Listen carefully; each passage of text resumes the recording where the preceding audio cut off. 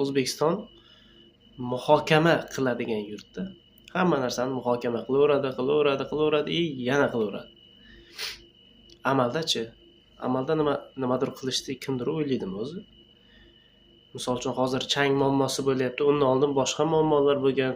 Shu muammolar ham muammoligicha qolib ketgan, ekologiyaligicha qolib ketgan, tibbiyotligicha hech nima, xullas faqat izlanishda bo'ladi. Qandaydir amaliy yechim qachon bo'lar ekan? Misol uchun men hozir shunchaki g'oya berishim mumkin. Shunchaki. Просто так g'oya berishim mumkin.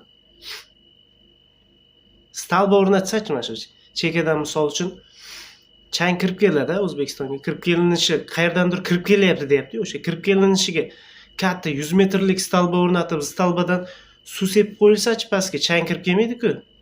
Yo'l to'xtaydi-ku chang. Keyin shaharning ichida korxonalarda problemasi qoladi. Korxona problemalarini qanday yo'q qilish mumkin? Bu ham просто так, hamma biladi. Nimaga shunchaki bosh qotirmaydi bu narsalarga? Hammaga bilmayman to'g'risi bor, bir nima deyishgan odam. Просто так men g'oya berib qo'yaman. Shunchaki 1 sekund ichida ham g'oya bor-da. Просто hech kim o'ylamaydimi deyman-da. Millionta g'oya qilsa bo'ladi. Bir kunda, bir soatda bo'layotgan aniq diagnoz qo'yish kerak. Qayerdan changyapti? Bu nima bo'lyapti? Qayerdan chiqyapti? Bu rostdan changmi yo biorojami yo bir nimami? Qanaqadir narsami bu? Tutunmi bu? Bug'mi? Aniq tashxis ham yo'q, hech kim bilmaydi nima. Aytsin, xalq bilsin.